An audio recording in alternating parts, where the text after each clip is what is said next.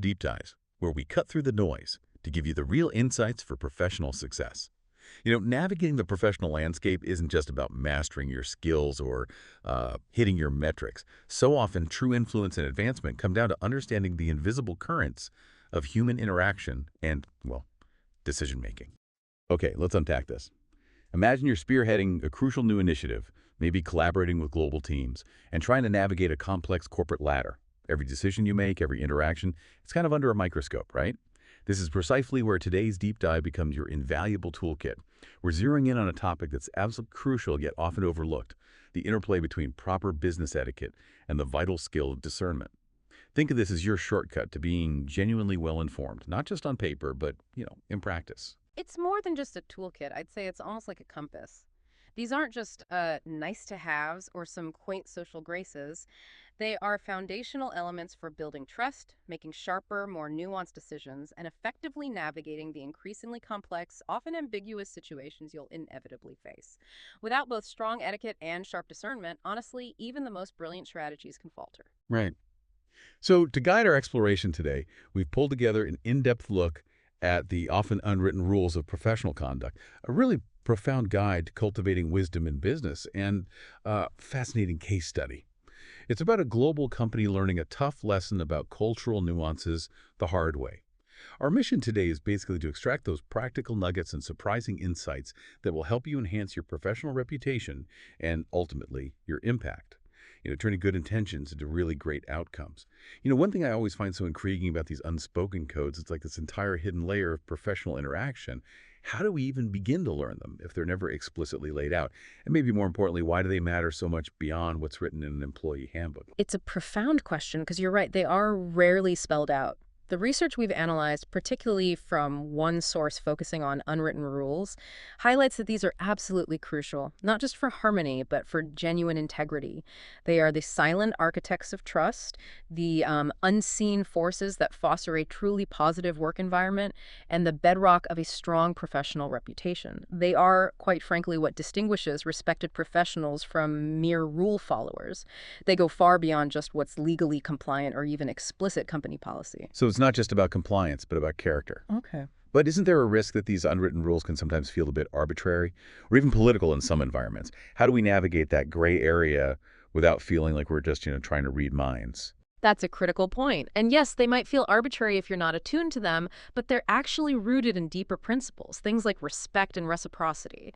Once you understand the why behind them, they become far less arbitrary and, frankly, much more powerful tools. Let's dive into some specific, memorable examples our sources outline. Perfect. Let's unpack some of these for you, the listener. These unspoken rules that, once you recognize them, become incredibly potent. First up, what we'll call the no surprises principle. A lot of people think good communication is just about what you say. But this principle reveals it's often when and how you say it, especially with challenging news, that truly builds trust. It's not just about delivering information, it's about giving others agency, even in difficult situations. Our source puts it very clearly. Give people a heads up and the opportunity to help. It shows you value their input, their time, their ability to prepare. Exactly. And closely related, and often a true test of leadership, is embracing responsibility. Our research refers to it as the rule of the high road. This isn't just about admitting an error happened. It's about truly owning your mistakes or maybe your team's mistakes without deflecting blame or, making excuses. The source is very direct here. Own the failure as readily as you would the success. This builds immense integrity. It commands respect even when things go wrong because it signals maturity and accountability. Yeah, I remember early in my career seeing someone try to deflect blame in a really high-pressure situation, Yeah. and the instant erosion of trust from everyone else in the room was, well, it was palpable. It makes you realize how powerful that high road really is, doesn't it? Absolutely. The impact is immediate and it's lasting. Okay, next up, a principle many of us take for granted but frequently stumble on, the unspoken pact of confidentiality. And this extends far beyond just signed NDAs, non-disclosure agreements. It means not gossiping about a colleague's performance review, even if you're not explicitly told not to. It means not sharing the details of a private client conversation or discussing proprietary company information in, say, casual settings. The fundamental truth, as our source reminds us, is if it's not yours to share, don't. This isn't just about managing legal risk, it's about cultivating a reputation for discretion, being trustworthy. Right. trustworthy. And finally, a big one for any collaborative environment, especially when teams achieve success: sharing the spotlight. The research we've looked at calls this the collaboration mandate, but it's really about generous acknowledgement. It highlights the importance of actively and publicly crediting the contributions of others. So often there's that temptation to take all the glory, right? But our source advises us to share the spotlight. This isn't just a kind gesture. It builds stronger teams, fosters loyalty, and frankly, makes future collaboration much smoother. Yeah, the striking takeaway from all this is how these seemingly straightforward, unwritten rules form the bedrock of respect and integrity. They go far beyond mere legal compliance. They fundamentally shape how people perceive you as a professional. But this raises a really important question. How do you actually discern which of these unwritten rules apply? Especially when situations are ambiguous or maybe even contradictory. Exactly. Because what is this skill of discernment? It's often talked about, but what does it really look like in the high-stakes world of business? Sometimes it sounds almost like just good common sense, or maybe even just experience. Is there a distinction, though, between just being experienced and truly having discernment? Where does that subtle judgment part really come in? That's a crucial distinction, definitely. Our source, the one focusing on business discernment, helps us here. It defines discernment as the ability to make wise, sound, and often subtle judgments, especially in complex and ambiguous situations. So experience gives you data points, right? But discernment is the wisdom to connect those points, to read between the lines and understand the hidden implications. It involves a unique mix of critical thinking, high emotional intelligence, and yes, even refined intuition, that sort of gut feeling, knowing when to trust it against the data, perhaps, and understanding why that hunch might actually be a more refined signal, maybe developed from years of pattern recognition. So it's not just about having more information, but interpreting it with a deeper lens. Okay. For you, our listener, where does this particular kind of wisdom really come into play in the business world? And how can you actively cultivate it beyond simply getting more experience? Well, discernment is vital in several key areas where just having experience isn't enough. First, in strategic decision making. For those already deep in strategic planning, you know the data isn't always the whole story. This is where discernment shines. It's not just about filtering out obvious noise, but distinguishing truly relevant data from the seductively plausible distractions that can derail even the best laid plans. It's about recognizing those subtle anomalies in an otherwise perfect-looking spreadsheet, maybe, and having the courage to question prevailing assumptions. It's about balancing hard numbers with that refined intuition to navigate those gray areas, conflicting information, and ethical dilemmas that often define the toughest calls. It's like seeing the ghost in the machine, isn't it? Mhm. That thing that doesn't quite add up, even if everything looks fine on the surface. Precisely. Second, it's a cornerstone of leadership and people management. It's absolutely crucial for making sound hiring decisions, helping you look beyond just the resume and the interview performance. You need to truly discern if a candidate is the right cultural and team fit.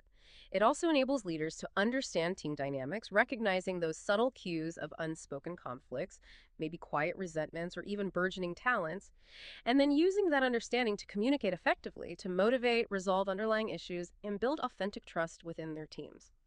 Third, and perhaps most acutely, discernment plays a massive role in ethical and moral considerations. This provides the framework for addressing those tricky ethical dilemmas that rarely have simple black and white answers. It helps you make choices that are deeply aligned with your company's values, and crucially, identifying what's genuinely right from almost right. It helps leaders to act with integrity by encouraging them to question their own motives and the unspoken assumptions behind certain decisions. That's a really powerful point, identifying right from almost right. Uh-huh. It highlights that subtlety you mentioned earlier. A decision might appear ethical on the surface, but a discerning leader can spot the potential for unintended harm or maybe a deviation from core values down the line. Exactly. And finally, discernment is key for recognizing opportunities and avoiding distractions. In today's fast-paced world, it's so easy to get caught up in that shiny object syndrome. Discernment enables you to identify genuine opportunities that truly align with your long-term goals and strategy, not just fleeting trends. It helps you prioritize effectively, focusing on what is truly essential, what provides impactful activity, and letting go of what simply consumes resources without adding significant value. So, what does this all mean for you? Discernment isn't just about collecting more information. It's about how wisely and subtly you interpret and apply that knowledge to achieve the best, most ethical, most sustainable outcomes. It's about seeing the unseen. Sometimes, though, the importance of these unwritten rules and the need for discernment become glaringly obvious when they are missed. Which brings us to our case study. Let's look at a powerful, real-world example from a global coffeehouse chain, detailed in one of our sources about cultural learning in international markets. Yes, this case study highlights a major coffeehouse chain, one known for pioneering that third place concept, that comfortable, welcoming space between home and work. Initially, they believed their core model, which was a proven success in Western markets, could be pretty much universally replicated across all global markets. Regardless of local customs or social norms, their success perhaps made them a little overconfident in their universal appeal. Right, but they encountered a critical misstep. What happened when they tried to expand into a specific foreign country with this seemingly foolproof universal model? Well, this was the miscalculation, a clash of social norms. The company's standard store design, which was characterized by small individual tables and a focus on quick-to-go service, clashed dramatically with a local culture, a culture that highly valued communal gatherings and large group socializing. People in this market didn't just grab a quick coffee, they used cafes as places to spend extended time with friends and family, often in larger groups. So the small, isolated tables were perceived not just as inconvenient, but as impersonal and even insulting. They inadvertently created a sense of isolation rather than the community feel they aimed for. It was a subtle yet profound lack of cultural discernment. And the consequences were pretty significant, weren't they? Oh, absolutely. Financial losses and the closure of numerous stores, a costly lesson indeed. It proved that even a global giant can stumble badly when it misses these kinds of nuances. So what pivotal key learnings did the company take away from this error? How did they adapt their approach after that? Well, this incident forced a pretty fundamental shift in their global strategy. First, they learned that localization is not just about the menu. True localization requires a much more comprehensive approach. It has to cover everything from store layout and design to service philosophy and marketing, adapting the entire customer experience to resonate with local values. It's about more than just adding local flavors. It's understanding the entire social ritual around consuming those things. So it wasn't enough to just offer local teas. They needed to understand how people wanted to drink those teas together. Exactly. They also realized the critical importance of understanding social function. The cafe social function in that new market was fundamentally different. It was a venue for social bonding, for community building, not just a quick caffeine stop. They had completely misread the unwritten rule of public social spaces in that particular culture, and in response, they finally grasped the power of communal spaces. They started designing stores with larger communal tables and more open, inviting spaces, directly addressing that cultural preference. This signaled respect. It fostered the community they had initially inadvertently alienated, and it actually turned a massive weakness into a potential strength. Right, adapting to the reality. And this whole experience underscored that learning is an ongoing process, didn't it? Definitely. It's not a one-time adaptation. Each new market requires continuous, on-the-ground research and dedicated cultural immersion. It's about moving away from that one-size-fits-all strategy and embracing a truly nuanced, discerning approach to global expansion. What's fascinating here is just how deeply intertwined cultural understanding is with business etiquette and discernment. It wasn't just a simple design flaw in that coffee shop. No, it was a profound lack of cultural discernment, which led to a breakdown in, well, etiquette towards the local social norms, an expensive lesson in how crucial these subtle skills are for any business leader, whether you're building a global empire or just navigating your local office politics. So let's bring it all together. We've explored the unspoken code of business ethics, the wisdom of discernment that helps us navigate ambiguity, and this powerful real-world example where failing to apply these lessons had significant costly consequences. Yeah, if we connect this to the bigger picture, both business etiquette and discernment are fundamentally about understanding context. Whether it's the unwritten rules within your immediate organization or the profound cultural nuances of a global market. The ability to observe, interpret, and adapt with wisdom is paramount for sustained success. It's really the difference between merely operating in a place and truly thriving there. So for you, our listener, this means developing a heightened sense of awareness. It's about looking beyond the obvious, asking the right questions, sometimes the uncomfortable ones, and truly engaging with the professional and cultural environment around you, not just reacting to it passively. We've covered a lot today, from the subtle rules of professional conduct that build trust, all the way to the profound impact of cultural understanding and discernment on global business success. And the journey to becoming truly well-informed and effective in business isn't just about the hard data, is it? It's about mastering the soft skills of ethical interaction and insightful judgment. These are the elements that build lasting success and a strong professional reputation that transcends any specific role or company you might be in. Remember, whether it's proactively giving someone a heads up, owning a mistake without excuses, sharing credit generously, or designing a space that truly fosters local connection. These principles of etiquette and discernment are your foundation. They help you navigate the professional world with grace and wisdom. They're really your competitive edge. Okay, now here's a provocative thought for you to consider as we wrap up.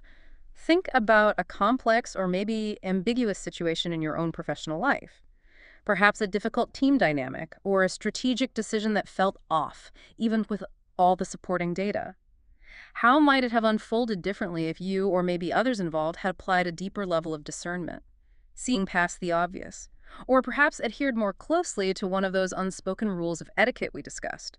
What subtle cues might you have missed at the time? And what could reflecting on that reveal about your best next step forward, maybe even in a current situation? Until next time, keep diving deep into the knowledge that helps you navigate and excel in your world.